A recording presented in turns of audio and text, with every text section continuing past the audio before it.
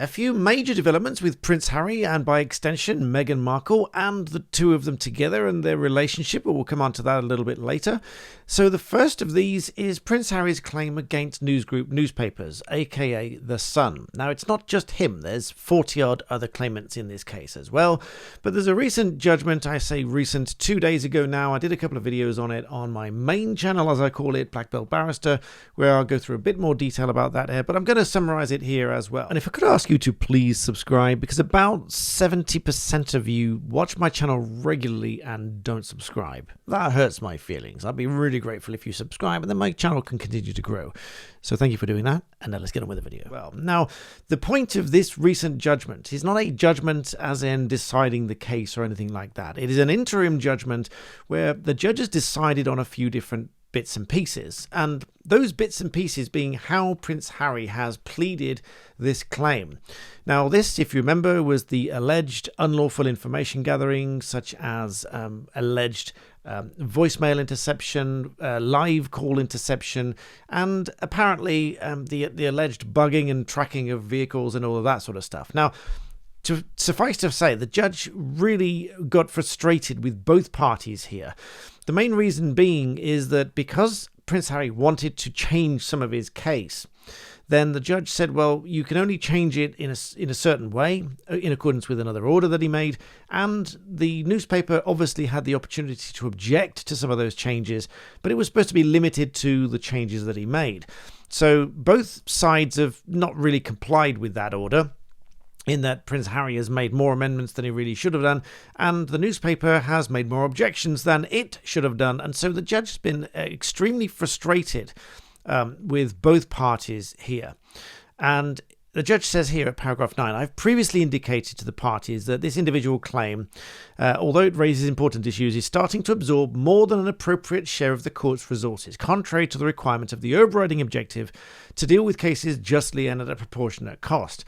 That just means that in our civil procedure rules here in England and Wales, we have a set of rules that says all parties and the court must work together so that it is all dealt with more quickly, more proportionately in terms of costs and so on. But the judge said it is now doing so, as in it is now absorbing more than an appropriate share of the court's resources.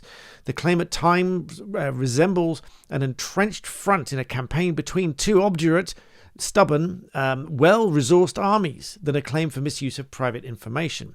It is unsatisfactory, to say the least, that the court should be faced a second time with having to resolve a large extent of disputed material on amendments to a statement of case. This is the closest a judge is ever really going to come to saying, I'm really annoyed at you both. Can you please just do what I've asked you to and stop wasting the court's time? It's as close as the court's ever going to come to saying something like that.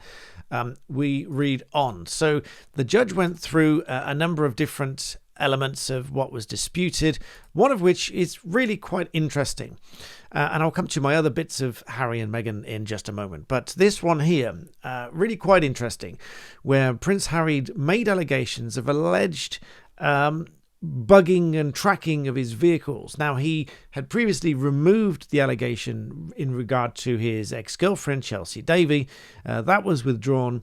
But he also wanted to bring in allegations for all associates for the entire period for bugging and tracking of vehicles, tracking devices on the vehicles, but provided no detail whatsoever.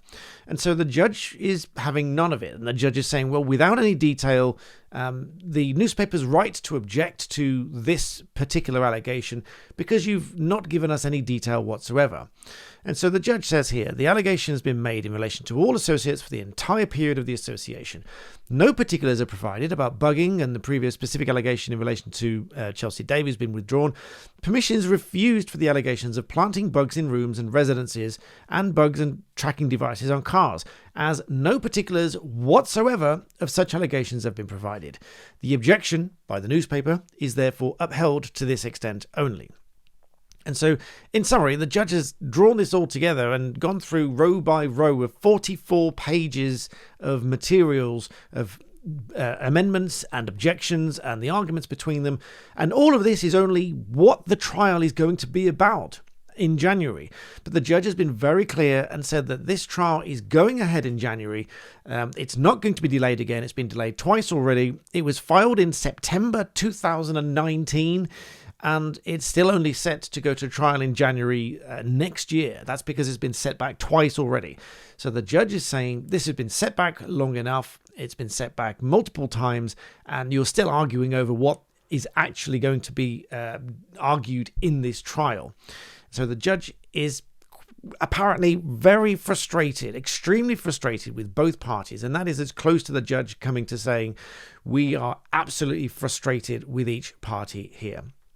Now, there's a couple of other things, one of which to do with, not to do with this case, but between Prince Harry and the royal family and Meghan, and between Prince Harry and Meghan Markle, and the tensions between them, which I'm reading from bits of headlines that I pulled together, and I've got some views on that.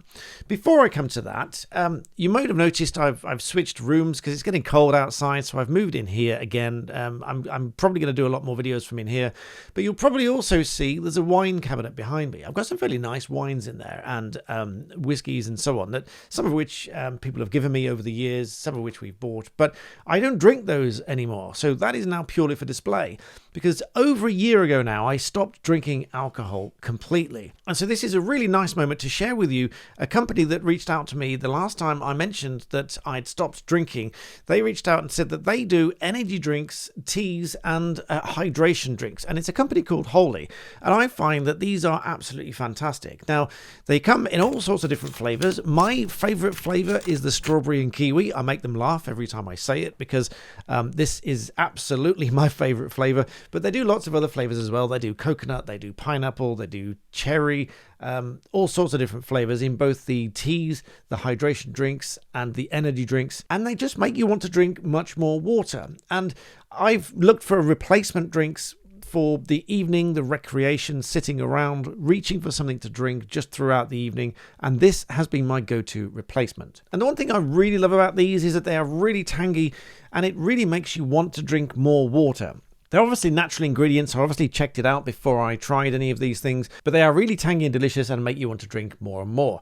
Of course, you get a discount because I've partnered with them on my channel here. You can use the code SECRETS5 for £5 off your order, or just the code SECRETS for 10% off either a larger order or ongoing orders.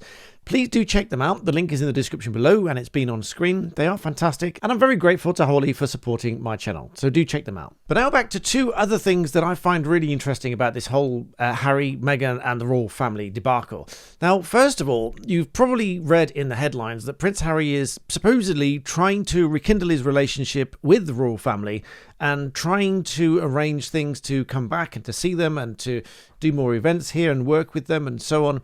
But there's one thing that is probably sticking in the paw of the royal family at the moment, and that is, which you may not be aware of, is there's an upcoming re-release of the book Spare. Now, apparently, according to the publisher, the content is unchanged.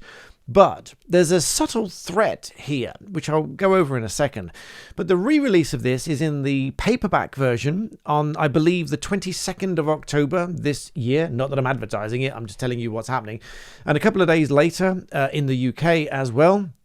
Now, this re-release of this book, Spare, is obviously, well, I say obviously, I presume it's going to be a bit cheaper, and it's probably going to push sales of the book again. I think it's one of these things where they just release it again a year or so later to try and boost those sales. And I understand that it rocketed in the first time round. It rocketed to, I think it was one of the fastest selling books of all time, non-fiction books of all time in the Guinness Book of Records. That, doubtless, is because so many people wanted to see, well, what secrets is he spilling? Quite fitting that we're on Black Belt Secrets, so please do subscribe if you like this content and you want to hear more. But this is going to be re-released in both the States and the UK and probably elsewhere. But here's the real thing here. Prince Harry originally, if you remember, said that it was originally an 800-page book. But by the time it was released, it was a 400-page book, meaning it could have been, he said, 2 books with the amount of material that he could have used. But he took all of that material out because he said that the royal family would never forgive him. Now, You might be forgiven for thinking that the royal family won't forgive him for the release of the original book in the first place. That might be what you think. I think it was poor taste, but that's just my opinion. No one should necessarily care about my opinion, but that is just my opinion. I don't think it should have been released with all the family secrets. I'm sure everyone has family secrets, and I'm sure everyone has things in their family that probably should stay in their family, and they've got things that have happened within their family that they shouldn't put in a book. But by the by, just my view. But this has been released as a 400-page book, and he says that there was enough material for an additional 400 pages. That does beg the question. According to the publisher, it is the same content. That's not to say that it hasn't been changed at all. It may change by the time it's published, or it may be pushing for a sequel. So it may be pushing for a second book, which I think so far he said he isn't doing because he doesn't want to release the material, but I'll believe that when I see it. See it not happen, if that makes sense. But he says that there's enough material for a second book. So does that mean there's going to be a second one that follows the re-release of this in the paperback version? That really is going to strain relations, or even the re-release and the re-pushing and the remarketing and the opening of old wounds of this book, I think is going to damage the relationship yet further between Prince Harry and the royal family. Even without more, even without doing any more, without any more content, without any more book, without anything changed within the book, just re-releasing it in the paperback version is going to sell however many thousand copies, and I think is going to reopen old wounds. It's going to hit the headlines again, despite ostensibly wanting to live a private life. This is going to thrust them back into public view, and I think it's going to damage relationships yet further with the royal family. But by the by, that's what's going to happen.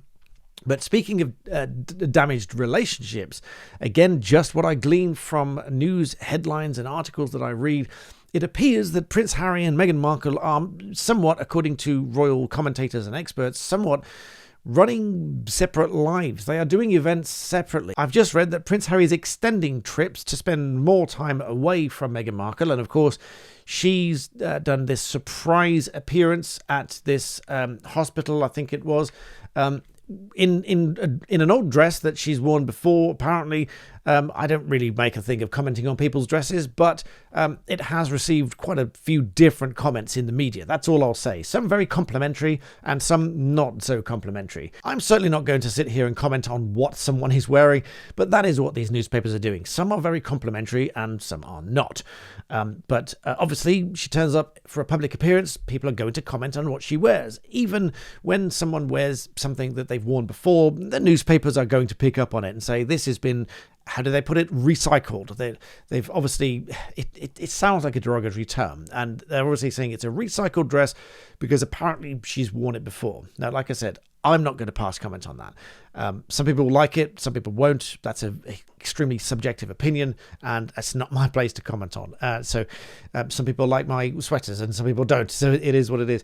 It's Reese, by the way, not that it's a sponsored video, but very nice, actually. I quite like it. It's quite warm, it's quite comfortable. But like I said, I'm not going to comment on what someone's wearing. But does this all suggest that there's this rift and tension between Harry and Meghan at the moment? They're doing a lot of work separately. They are doing engagements separately. They're extending time that they are working apart. Again, that's in the newspapers. That's in the headlines as a tension between them and rumors as to what's going on. So let me know in the comments what you think is really going on. What you think about the book Spare and how that's going to... Do you think that's going to damage the relationship yet further with the royal family? And what do you think about the irony of all this? The sheer irony of talking about a book which is a revelation of all sort of private secrets and thoughts in the memoir Spare, which has been re-released this month, at the same time he is in court arguing over the misuse of private information. The irony is uncanny. And so let me know what you think about this case that's going on against the Sun. Personally, I think it's going to settle before we get to January, but we may not. I mean, it may go out to a full-blown trial, which is obviously going to be extremely expensive. It's already extremely expensive. But let me know what you think in the comments below. And make sure you subscribe. I really do appreciate you subscribing. This channel keeps growing. My barrister channel is almost 600,000 subscribers now. Check that out below as well if you haven't done so already. And as always, thank you for your time and thank you for watching.